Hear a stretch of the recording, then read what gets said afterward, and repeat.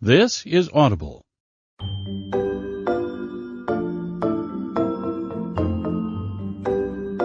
Macmillan Audio presents Heartless by Marissa Meyer.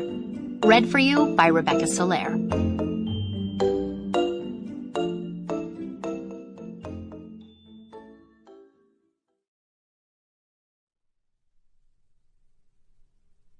I pictured to myself the Queen of Hearts as a sort of embodiment of ungovernable passion, a blind and aimless fury.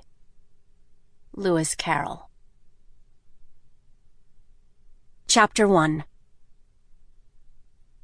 3 luscious lemon tarts glistened up at Catherine. She reached her towel-wrapped hands into the oven, ignoring the heat that enveloped her arms and pressed against her cheeks, and lifted the tray from the hearth. The tart's sunshine filling quivered, as if glad to be freed from the stone chamber.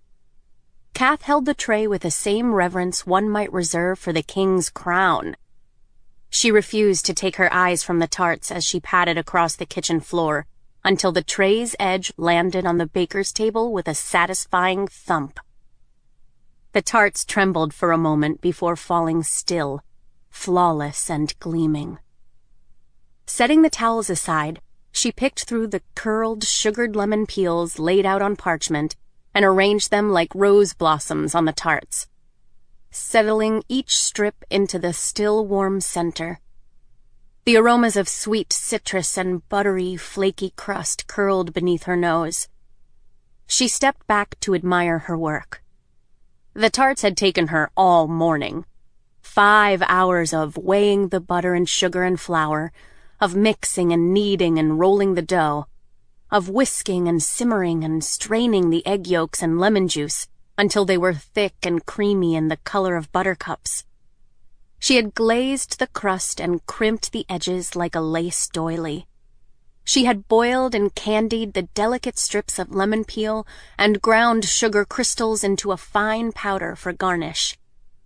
Her fingers itched to dust the tart edges now, but she refrained. They had to cool first, or else the sugar would melt into unattractive puddles on the surface. These tarts encompassed everything she had learned from the tattered recipe books on the kitchen shelf. There was not a hurried moment, nor a careless touch, nor a lesser ingredient in those fluted pans. She had been meticulous at every step. She had baked her very heart into them. Her inspection lingered, her eyes scanning every inch, every roll of the crust, every shining surface. Finally, she allowed herself a smile. Before her sat 3 perfect lemon tarts, and everyone in Hearts, from the dodo birds to the king himself, would have to recognize that she was the best baker in the kingdom. Even her own mother would be forced to admit that it was so. Her anxiety released. She bounced on her toes and squealed into her clasped hands. "You are my crowning joy," she proclaimed, spreading her arms wide over the tarts, as if bestowing a knighthood upon them. "Now, I bid you to go into the world with your lemony scrumptiousness and bring forth smiles from every mouth you grace with your presence." "Speaking to the food again, Lady Catherine?" Not just any food, Cheshire." She lifted a finger without glancing back. "Might I introduce to you the most wondrous lemon tarts ever to be baked within the great kingdom of Hearts?" A striped tail curled around her right shoulder. A furry, whiskered head appeared on her left. Cheshire purred thoughtfully, the sound vibrating down her spine. "Astounding," he said, in that tone he had that always left Kath unsure whether he was mocking her. "But where's the fish?" Kath kissed the sugar crystals from her fingers and shook her head. "No fish." "No fish? Whatever is the point?" The point is perfection. Her stomach tingled every time she thought of it. Cheshire vanished from her shoulders and reappeared on the baking table, one clawed paw hovering over the tarts. Kath jumped forward to shoo him back. "Don't you dare! They're for the king's party, you goose!" Cheshire's whiskers twitched. "The king? Again?" Stool legs screeched against the floor as Kath dragged a seat closer to the table and perched on top of it. "I thought I'd save one for him, and the others can be served at the feasting table. It makes His Majesty so happy, you know, when I bake things, and a happy king." "Makes for a happy kingdom." Cheshire yawned without bothering to cover his mouth, and, grimacing, Kath held her hands in between him and the tarts to protect from any distasteful tuna breath. "A happy king also makes for a most excellent testimonial. Imagine if you were to declare me the official tart baker of the kingdom. People will line up for miles to taste them." "They smell tart." "They are tarts." Kath turned one of the fluted pans so the blossom of the lemon peel rose was aligned with the others. She was always mindful of how her treats were displayed. Marianne said her pastries were even more beautiful than those made by the royal pastry chefs. And after tonight, her desserts would not only be known as more beautiful, they would be known as superior in every way. Such praise was exactly what she and Marianne needed to launch their bakery. After so many years of planning, she could feel the dream morphing into a reality. "Are lemons in season this time of year?" asked Cheshire, watching Kath as she swept up the leftover lemon peels and tied them in cheesecloth. The gardeners could use them to keep pests away. "Not exactly," she said, smiling to herself. Her thoughts stole back to that morning, pale light filtering through her lace curtains, waking up to the smell of citrus in the air.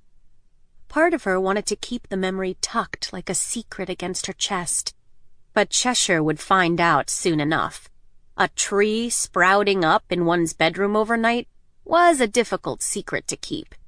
Kath was surprised the rumors hadn't yet spread, given Cheshire's knack for gossip gathering. Perhaps he'd been too busy snoozing all morning. Or, more likely, having his belly rubbed by the maids. "They're from a dream," she confessed, carrying the tarts to the pie safe where they could finish cooling. Cheshire sat back on his haunches. "A dream?" His mouth split open into a wide, toothy grin. "Do tell." "And have half the kingdom knowing about it by nightfall? Absolutely not. I had a dream, and then I woke up, and there was a lemon tree growing in my bedroom. That is all you need to know." She slammed the pie safe shut with finality, as much to silence herself as to prevent further questions. The truth was, the dream had been clinging to her skin from the moment she'd woken up, haunting and tantalizing her. She wanted to talk about it, almost as much as she wanted to keep it locked up and all to herself. It had been a hazy, beautiful dream, and in it, there had been a hazy, beautiful boy. He was dressed all in black and standing in an orchard of lemon trees, and she had the distinct sensation that he had something that belonged to her. She didn't know what it was, only that she wanted it back. But every time she took a step toward him, he receded farther and farther away. A shiver slipped down the back of her dress. She could still feel the curiosity that tugged at her chest, the need to chase after him. But mostly, it was his eyes that haunted her. Yellow and shining, sweet and tart. His eyes had been bright like lemons ready to fall from a tree. She shook away the wispy memories and turned back to Cheshire. By the time I woke up, a branch from that tree had already pulled one of the bedposts full off. Of course, Mama made the gardeners take it down before it did any more damage, but I was able to sneak away some lemons first. I wondered what the hullabaloo was about this morning. Cheshire's tail flicked against the butcher block. Are you sure the lemons are safe for consumption? If they sprouted from a dream, they could be, you know, that kind of food. Kath's attention drifted back to the closed pie safe, the tarts hidden behind its wire mesh. You're worried that the king might become shorter if he eats one? Cheshire snorted. On the contrary, I'm worried that I will turn into a house should I eat one. I've been minding my figure, you know.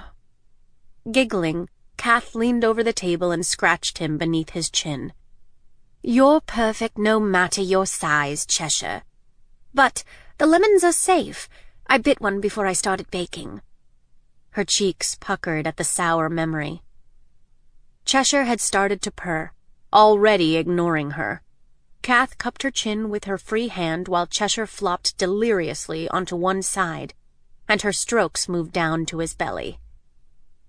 Besides, if you ever did eat some bad food, I could still find a use for you. I've always wanted a cat-drawn carriage. Cheshire opened one eye, his pupil slitted and unamused. I would dangle balls of yarn and fish bones out in front to keep you moving. He stopped purring long enough to say, You are not as cute as you think you are, Lady Pinkerton. Kath tapped Cheshire once on the nose and pulled away. You could do your disappearing trick, and then everyone would think, My, look at the glorious bulbous head pulling that carriage down the street. Cheshire was fully glaring at her now. I am a proud feline, not a beast of labor. He disappeared with a huff. Don't be cross. I'm only teasing. Catherine untied her apron and draped it on a hook on the wall, revealing a perfect apron-shaped silhouette on her dress, outlined in flour and bits of dried dough. By the by, his voice drifted back to her. Your mother is looking for you. What for? I've been down here all morning. Yes, and now you're going to be late. Unless you're going as a lemon tart yourself. You'd better get on with it. Late? Catherine glanced at the cuckoo clock on the wall. It was still early afternoon. Plenty of time to... Her pulse skipped as she heard a faint wheezing coming from inside the clock. Oh, cuckoo, did you doze off again? She smacked her palm against the clock's side, and the door sprang open, revealing a tiny red bird fast asleep. Cuckoo! The bird startled awake with a mad flap of his wings. Oh my! Oh heavens! He squawked, rubbing his eyes with the tip of his wings.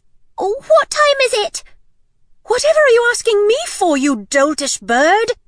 With a harried groan, Catherine ran from the kitchen, crashing into Mary Ann on the stairwell. Lady Catherine, I was coming to... The Marchioness is... I know, the ball. I lost track of time. Mary Ann gave her a fast head-to-toe glance and grabbed her wrist. Best get you cleaned up before she sees you and calls for both of our heads.